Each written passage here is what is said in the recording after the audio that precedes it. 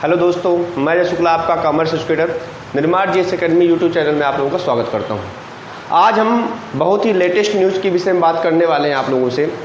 अभी जो नया ब्लूप्रिंट आया है, रिवाइज ब्लूप्रिंट, जो सरकार ने बहुत दिन तक आनाकानी किया और कई ब्लूप्रिंट भेजे, उसके बाद एक नया ब्लूप्रिंट आया है। तो आज मैं आप लोगों से स्पेशली कॉमर्स के ब्लूप्रिंट के विषय में बात करूंगा, यानी अकाउंट के, व्यवसायिक अर्थशास्त्र के और बिजनेस स्टडी यानी व्यवसाय अध्ययन के। तो आज अपन बात करेंगे अकाउंट के ब्लूप्रिंट के विषय में और व्यवसायिक अर्थशास्त्र के ब्लूप्रिंट के विषय में और बात करेंगे व्यवसायिक अध्ययन के ब्लूप्रिंट के विषय में।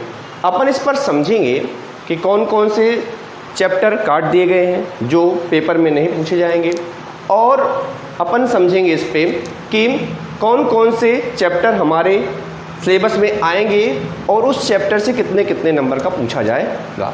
तो आज अपन समझते हैं। पहले अपन समझेंगे बही खाता यानी लेखांकन में कौन कौन से चैप्टर आपके हैं और उससे कौन कौन से चैप्टर कटे हुए हैं, उस पर चर्चा करेंगे। उसके बाद अपन व्यवसायिक अर्थशास्त्र में और उसके बाद बात करेंगे अपन व्यवसाय अध्ययन के विषय में।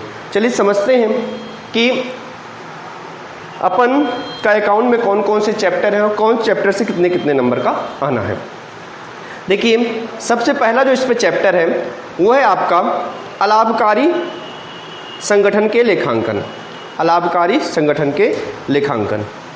तो ये जो अलाभकारी संगठन के लेखांकन है, इससे आपका आना है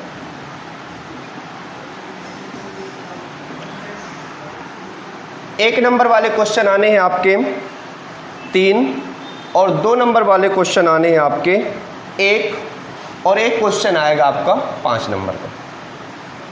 तो ये आएगा आप लोगों से, मतलब इससे टोटल आपका 10 नंबर का पूछा जाएगा इस चैप्टर से, और इस पे एक नंबर के जो क्वेश्चन आने वो 3 नंबर क्वेश्चन आएंगे, और इसमें 2 नंबर का एक क्वेश्चन आएगा और 5 नंबर का एक क्वेश्चन आएगा। यानी आप इस चैप्टर में ऑब्जेक्टिव पर बहुत ध्यान देना पड़ेगा आपको।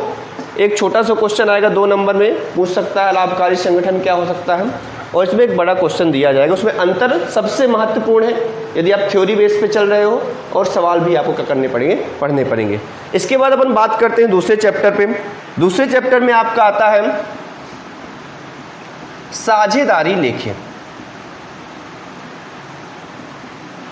साझेदारी लेखें। इस चैप्टर से ना तो कुछ कटा है ना तो कुछ जुड़ा है, पूरा इसमें पूछा जाएगा। इसमें आपका आएगा बच्चों 10 नंबर का, और 10 नंबर में 1 नंबर के क्वेश्चन, इससे भी 3 नंबर के पूछे जाएंगे, और क्वेश्चन पूछा जाएगा आप लोगों से 3 नंबर का एक क्वेश्चन, और एक क्वेश्चन पूछा जाएगा आप लोगों से 4 नंबर का। एक क्वेश्चन कितने नंबर का पूछा जाएगा आप लोगों से? 4 नंबर का। तो आप समझ सकते हैं 4, 3 और 1 नंबर का 3 क्वेश्चन, 4 नंबर का एक, फिर 3 नंबर वाला एक क्वेश्चन, और 3 नंबर के ऑब्जेक्टिव टाइप से क्या किए जाएंगे, आप लोगों से पूछे जाएंगे। ठीक है ना। इसमें भी ना तो कुछ एक्स्ट्रा जुड़ा है और ना ही इसमें कुछ कटा हुआ है। जो सबसे महत्वपूर्ण पार्ट है वो है आपका साझेदारी का पुनर्गठन। जो तीसरा पार्ट है साझेदारी का पुनर्गठन, और साझेदारी के पुनर्गठन में साझेदारी का पुनर्गठन, रिकंस्टिट्यूशन ऑफ पार्टनरशिप फर्म, इसमें से आपका आना है टोटल 20 नंबर का। टोटल आना है आपका 20 नंबर का। इस पे सबसे ज़्यादा आपको ध्यान देने की आवश्यकता है, क्योंकि इसमें से एक चैप्टर पूरी तरह से काट दिया गया है, वो है आपका नए साझेदार का प्रवेश। इससे एक भी क्वेश्चन आपके पेपर में नहीं पूछे जाएंगे। ठीक है ना। तो आपके पास जो 2 चैप्टर बचे, एक तो बचा साझेदारी का पुनर्गठन, और दूसरा चैप्टर आपका इसी में बचा बी नंबर पार्ट करके यदि समझे तो साझेदार दारी का निवृत्त, साझेदारी का निवृत्त या फिर मृत्यु, इससे आपका पूछा जाएगा। ठीक है ना। और सबसे महत्वपूर्ण चीज जो है वो इसमें से भी कुछ ना कुछ क्या कर दिया गया है, आपने सिलेबस में से काट दिया गया है। जो सबसे महत्वपूर्ण चीज है, पहले इस चैप्टर से पूरा का पूरा आपके सिलेबस में आना था, पर अब इस सिलेबस से कुछ और भी भाग काट दिया गया है। उस भाग को अपन समझ लेते हैं, कौन सा भाग कटा है इसमें से आपका कटा है जो साझेदारी का पुनर्गठन है, उसमें से निवृत्त और मृत्यु में। इसके अंतर्गत आपसे साझेदारी के सेवानिवृत्त एवं मृत्यु में पूंजी खातों का समायोजन नहीं पूछा जाएगा। एक इसमें टॉपिक है अलग से कि पूंजी खातों का समायोजन, तो पूंजी खातों का समायोजन आपसे इसमें नहीं पूछा जाएगा। ये सबसे बड़ी चीज है, पूंजी खातों का समायोजन, यानी समायोजन नहीं पूछा जाएगा तो आसान क्वेश्चन आपसे पूछे जाएंगे, सीधी सी बात है। इसके बाद जो इसमें से और कटा हुआ है वो है आपका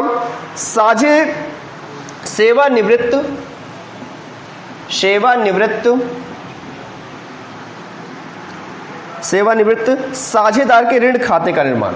सेवानिवृत्त साझेदार के ऋण खाते का निर्माण, ये भी आपसे नहीं पूछा जाएगा। यानी साधारण से क्वेश्चन आप लोगों से इसमें पूछा जाएगा। इसमें ना तो एडजस्टमेंट ऑफ कैपिटल पूंजी का समायोजन पूछा जाएगा और ना ही सेवानिवृत्त साझेदार के ऋण खाते का निर्माण, ठीक है ना। पार्टनर्स लोन अकाउंट उसमें बनता है, वो भी आप लोगों से नहीं पूछा जाएगा। सिंपल से क्वेश्चन इससे आपसे पूछे जाएंगे। और सबसे महत्वपूर्ण चीज जो है इससे 20 नंबर का आपका पूछा जाना है। दोनों चैप्टर आप यदि अच्छी तरीके से पढ़ लेते हैं तो 20 नंबर क्या हो जाएगा, आपके लिए बेनिफिट देगा। इसमें से कितने कितने नंबर के आना है मैं आप लोगों को बता देता हूं। 20 नंबर में 5 नंबर के आपके एक नंबर वाले क्वेश्चन रहेंगे। 5 नंबर से आपके 1 नंबर वाले क्वेश्चन रहेंगे। इसके बाद जो 2 नंबर के क्वेश्चन आपसे इसमें पूछे जाएंगे वो एक क्वेश्चन पूछा जाएगा, 2 नंबर का एक क्वेश्चन रहेगा। इसके बाद 2 क्वेश्चन 4-4 नंबर के रहेंगे और इसके बाद एक क्वेश्चन आपका रहेगा 5 नंबर का। एक क्वेश्चन है कितने नंबर का, 5 नंबर का। तो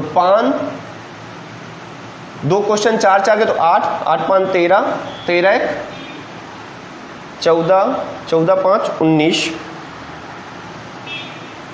ये हो गया आपका 5, 8 5 13 14 19 नंबर का इसमें ब्लूप्रिंट में दिया गया है आपके। मतलब तो एक क्वेश्चन 2 नंबर का, 20 नंबर का हो गया आपका, ठीक है ना। तो 20 नंबर का इससे क्या किया जाएगा, आपसे पूछा जाएगा। और सबसे आसान इसमें से बहुत सारी चीजें क्या कर दी गई हैं, आपसे काट दी गई हैं। आप समझ सकते हैं, एक तो काट दिया गया पूंजी का समायोजन जो मुश्किल होता है बच्चों को करने में। इसके बाद काट दिया गया सेवानिवृत्त साझेदार के ऋण खाते का निर्माण। और एक चैप्टर तो पूरी तरह से काट दिया गया है, वो चैप्टर है आपका नए साझेदार का प्रवेश। इसके बाद अपन बात करते हैं, अगला जो आपका चैप्टर आता है वो आता है साझेदारी फर्मों का समापन।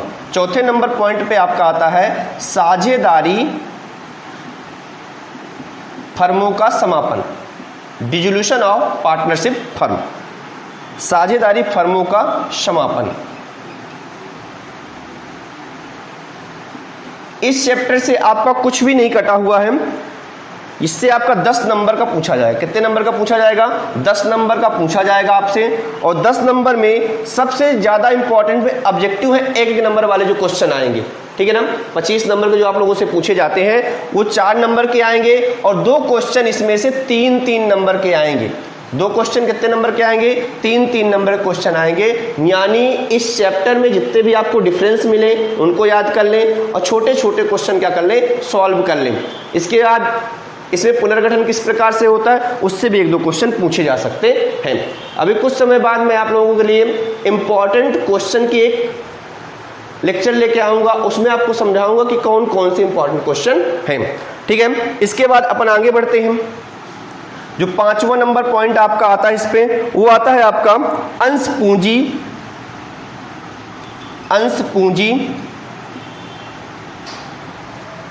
एवं ऋण पत्र संबंधी लेखे, ऋण पत्र संबंधी लेखे। इसमें शेयर और डिबेंचर दोनों से मिला के आप लोगों से पूछा जाएगा, दोनों चैप्टर से मिला के 25 नंबर का। That is the most important. दोनों से मिला के आपका 25 नंबर का पूछा जाना है। और इसमें से कुछ कटा भी है। ऋण पत्रों में एक टॉपिक आता है ऋण पत्रों का शोधन या ऋण पत्रों का मोचन, रिडेम्पशन ऑफ डिवेंचर। ये चैप्टर पूरी तरह से काट दिया गया है, यानी आप लोगों के लिए ये दोनों चैप्टर सिमिलर हो गए हैं। अब बहुत आसान चैप्टर है और दोनों से 25 नंबर का पूछा जाना है। ठीक है, तो इसमें से ऋण पत्रों का शोधन क्या है आपका कटा हुआ है, यानी ये चैप्टर आपसे नहीं पूछा जाएगा। ऋण पत्रों का शोधन और सारी चीजें आपसे इसमें पूछी जाएंगी। ये चैप्टर आप में नहीं पूछा जाएगा। 25 नंबर में इसका वैल्यूएशन किस प्रकार से किया गया है, 25 नंबर में इसमें से 5 नंबर के आपके एक नंबर वाले क्वेश्चन आएंगे। इसके बाद आपके 2 नंबर के एक भी क्वेश्चन नहीं पूछे जाएंगे। एक क्वेश्चन 3 नंबर का पूछा जाएगा और सबसे महत्वपूर्ण चीज 4 नंबर के इससे 3 क्वेश्चन पूछे जाएंगे। 4 नंबर के 3 क्वेश्चन पूछे जाएंगे। इसके बाद 5 नंबर के जो क्वेश्चन है वो आपका पूछा जाएगा एक क्वेश्चन। 5 नंबर का कितने क्वेश्चन पूछे जाएंगे आप इसमें, एक क्वेश्चन पूछा जाएगा। तो 4 3 12, 12 5 हो जाएगा आपका 17, 17 1 18, 17 2 19, 19 5 23। ये 3 नंबर क्वेश्चन, हाँ 3 नंबर का, ठीक है ना। तो आपका हो जाएगा 25 नंबर का इससे पूछा जाएगा। क्लियर है। तो इसमें से सबसे बड़ी चीज है ऋण पत्रों का शोधन आपको नहीं पढ़ना है किसी भी हालत में, ठीक है ना। इसके बाद ब्लूप्रिंट चेंज होने की कोई संभावना नहीं है। अभी कई बार ब्लूप्रिंट चेंज हुआ इसलिए मैंने वीडियो नहीं बनाया। मुझे ऐसा लग रहा था कि शायद सरकार कुछ बच्चों के विषय में सही तरीके के लिए सोचे। तो जो ब्लूप्रिंट आया है उसमें अपन क्या कर रहे हैं, सही तरीके से बता रहे हैं। और आपके पेपर भी क्या है, मई से चालू होने वाले हैं। ये ब्लूप्रिंट के बेस पर यदि आप सही तरीके से स्टडी करते हो तो आप अच्छे मार्क्स कर सकते हो, गेन कर सकते हो। चलते हैं अपन अगले चैप्टर की तरफ। अगला चैप्टर है आपका कंपनी के वित्तीय विवरण।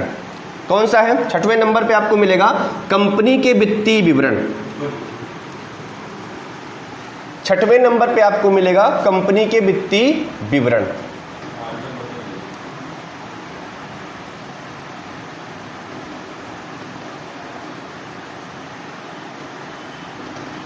अब कंपनी के वित्तीय विवरण में 3 चैप्टर आपके सम्मिलित हैं।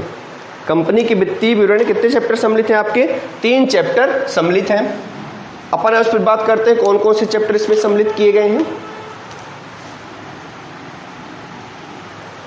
देखिए, तो सबसे पहला इसमें चैप्टर जो आपका आता है वो आता है इस पे कंपनी के वित्तीय विवरण। ये बहुत छोटा सा चैप्टर है, कंपनी के वित्तीय विवरण।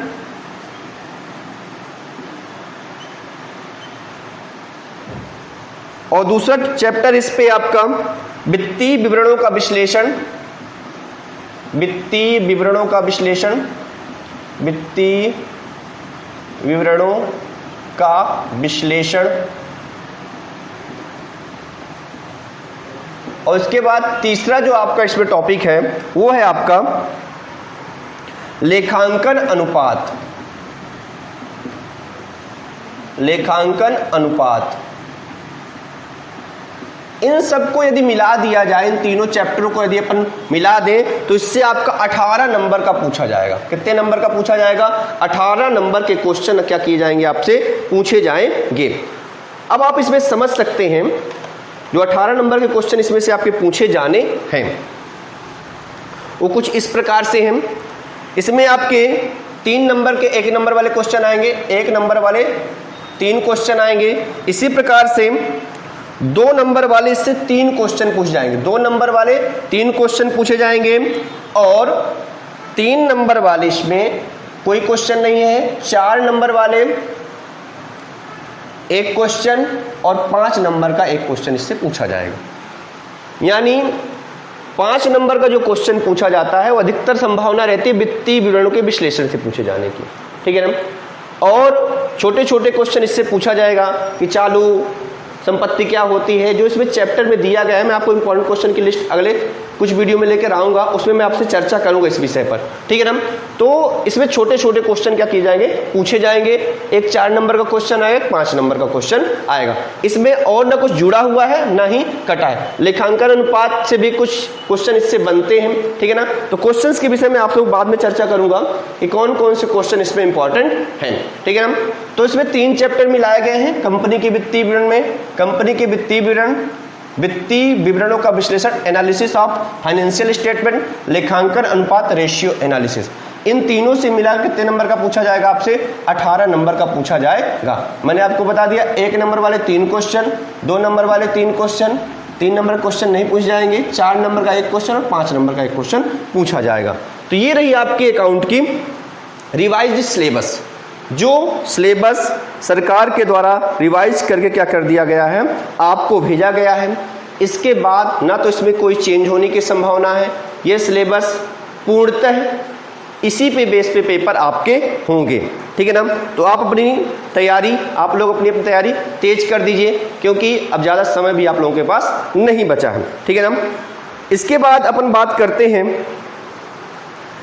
दूसरे पृष्ठ पे अर्थशास्त्र के विषय में। इसके आप स्क्रीनशॉट ले सकते हैं समझने के बेस से। वैसे मैंने आप लोगों को समझा दिया है विस्तृत रूप से कि किस नंबर से कितने कितने नंबर के क्वेश्चन आपसे पूछे जाएंगे किस चैप्टर से, और इसके विषय में अपन एनालिसिस करेंगे जब अपन समझेंगे पेपर में, ठीक है ना।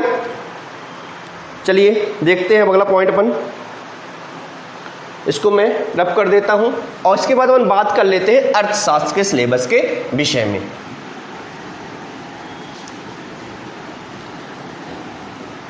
अर्थशास्त्र आपको पता होगी, आपकी अर्थशास्त्र 2 भागों में बटी हुई है, एक तो व्यष्टि अर्थशास्त्र और दूसरी समष्टि अर्थशास्त्र। तो अपन चर्चा पहले करते हैं व्यष्टि अर्थशास्त्र की, उसके बाद अपन चर्चा करेंगे समष्टि अर्थशास्त्र की। तो पहले अपन चर्चा करेंगे व्यष्टि अर्थशास्त्र। व्यष्टि अर्थशास्त्र,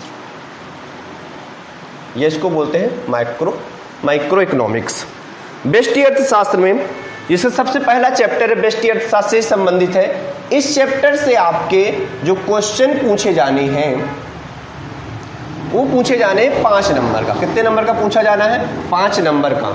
और 5 नंबर का जो क्वेश्चन इसमें पूछा जाएगा, इसमें 1 नंबर का आपका 1 नंबर का क्वेश्चन है ऑब्जेक्टिव टाइप्स या फिर खालिस्तान कुछ भी दे देगा। इसके अलावा 4 नंबर का 1 क्वेश्चन पूछा जाएगा। अधिकतर संभावना रहती है कि इससे आपका क्या मिलता है, आपका ऑब्जेक्टिव टाइप्स क्वेश्चन ही मिलते हैं। इसके बाद दूसरे चैप्टर में चलते हैं। इसमें 2 चैप्टर आपके मिलते हैं, एक तो व्यष्टि अर्थशास्त्र हो गया, और व्यष्टि अर्थशास्त्र के बाद इसमें एक चैप्टर और है आपका, वो है इसमें अर्थव्यवस्था की केंद्रीय समस्याएं, ठीक है ना। कि अर्थव्यवस्था कितने प्रकार की होती है, अर्थव्यवस्था की केंद्रीय समस्याएं कौन कौन सी होती हैं, सेंट्रल प्रॉब्लम ऑफ इकोनॉमी, तो वो पूछा जाएगा। इसमें जो कटा हुआ पॉइंट है, इसमें से कुछ नहीं कटा है, आपका पूरा सिलेबस पूछा जाएगा। इसके बाद दूसरा चैप्टर है आपका इस पे उपभोक्ता व्यवहार एवं मांग। उपभोक्ता व्यवहार एवं मांग, ठीक है। तो कंज्यूमर बिहेवियर एंड डिमांड, ये एक यूनिट है। इस यूनिट से आपके टोटल जो पूछे जाएंगे वो पूछा जाएगा 17 नंबर का। कितने नंबर का पूछा जाएगा, 17 नंबर का। और 17 नंबर में 4 नंबर के 1-1 नंबर वाले क्वेश्चन आएंगे, ठीक है ना। इसके बाद 2 नंबर का 1 क्वेश्चन आएगा। इसके बाद 3 नंबर वाले जो क्वेश्चन है इस पे 2 क्वेश्चन पूछे जाएंगे, और 4 नंबर के इससे आपके कोई क्वेश्चन नहीं पूछे जाएंगे, और 5 नंबर का 1 क्वेश्चन पूछा जाएगा। जो अधिकतर संभावना रहती है कि मांग चैप्टर से पूछा जाता है, जो 5 नंबर का आपको क्वेश्चन आता है। तो इससे आपका 17 नंबर का आना है बच्चों। और 17 नंबर का 2-3 चैप्टर इसमें मिले हुए हैं। 4 नंबर के ऑब्जेक्टिव आएंगे, 1 क्वेश्चन 2 नंबर का आएगा, 2 क्वेश्चन 3 नंबर के आएंगे, और 1 क्वेश्चन कितने का आएगा, 5 नंबर का आएगा। अब इसमें से कुछ कटा हुआ क्या है मैं देख लेता हूं। इसमें से अभी आपका कुछ नहीं कटा हुआ है, पूरा सिलेबस इससे पूछा जाएगा। इसके बाद अपन आगे बढ़ते हैं। अगला जो यूनिट आपको मिलती है, तीसरी यूनिट है आपकी उपभोक्ता उत्पादक व्यवहार एवं पूर्ति, उत्पादक व्यवहार एवं पूर्ति, उत्पादक व्यवहार एवं पूर्ति। इससे भी आपका 16 नंबर का पूछा जाना है। यानी यदि दोनों चैप्टर को मिला दिया जाए या दोनों यूनिट का मिला दिया जाए तो 17 और 16 इसी यूनिट से आप क्या हो सकते हो, पास हो सकते हो। ठीक है ना। इसके भी इंपॉर्टेंट क्वेश्चन कौन कौन से होंगे मैं इसकी सीरीज अभी आगे लेकर आऊँगा। आप लोग यदि नए हैं तो मैं हमारे चैनल को सब्सक्राइब कर लें, ठीक है ना। और जो भी इंपॉर्टेंट क्वेश्चन होंगे मैं आप लोगों के लिए अगले सीरीज में जरूर लेकर आऊँगा, ठीक है। तो इससे 16 नंबर का आना है तो 4 नंबर के एक क्वेश्चन, एक नंबर वाले क्वेश्चन पूछे जाएंगे। इसके बाद 3 नंबर का एक क्वेश्चन आएगा और इसके बाद आपका आएगा 4 नंबर का एक क्वेश्चन और 5 नंबर का भी एक क्वेश्चन आप लोगों से पूछा जाएगा, ठीक है। चलिए और देखते हैं इसके विषय में आगे थोड़ा। इसके बाद आपका है चौथा नंबर पॉइंट, बाजार के प्रकार एवं मूल्य निर्धारण। बाजार के प्रकार एवं मूल्य निर्धारण, इससे आपका पूछा जाएगा बच्चों 7 नंबर का क्वेश्चन।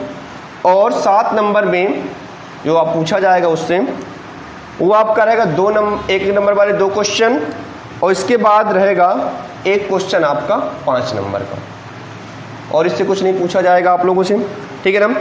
इसमें कौन कौन से पॉइंट कटे, कौन कौन से टॉपिक पढ़े, इसके विषय में आप लोगों से कल विस्तृत रूप से चर्चा करूंगा कि कौन कौन से इसमें पॉइंट कटे हुए हैं। आज अपन इसको देख लेते हैं।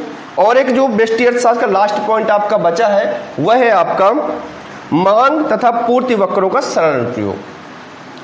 मांग एवं पूर्ति वक्रों का सरल अनुप्रयोग।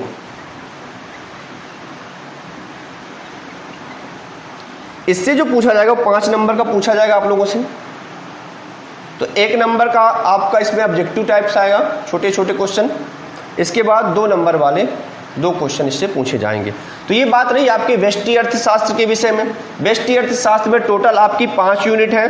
5 यूनिट में से जो अपन ने चर्चा किया 5 यूनिट की कर लेगी। 5 यूनिट में कौन कौन से क्वेश्चंस पूछे जाएंगे, कौन कौन से चैप्टर से कितना आएगा, अपन कल चर्चा करेंगे समष्टि अर्थशास्त्र के विषय में और इसका एनालिसिस और गहराई से अपन करेंगे, ठीक है ना। क्योंकि आज कुछ मैं सही तरीके से एनालिसिस नहीं किया अभी, तो कौन कौन से यूनिट से आपका कौन कौन से टॉपिक से नहीं पूछा जाएगा, ठीक है ना। तो अपन कल इसके विषय में विस्तृत रूप से चर्चा करेंगे। तब तक के लिए आज यहीं तक। यदि आपको और इसके विषय में जानकारी चाहिएगा तो चैनल को सब्सक्राइब कर लीजिएगा। जो भी नई अपडेट होगी मैं आपको देता रहूँगा। धन्यवाद।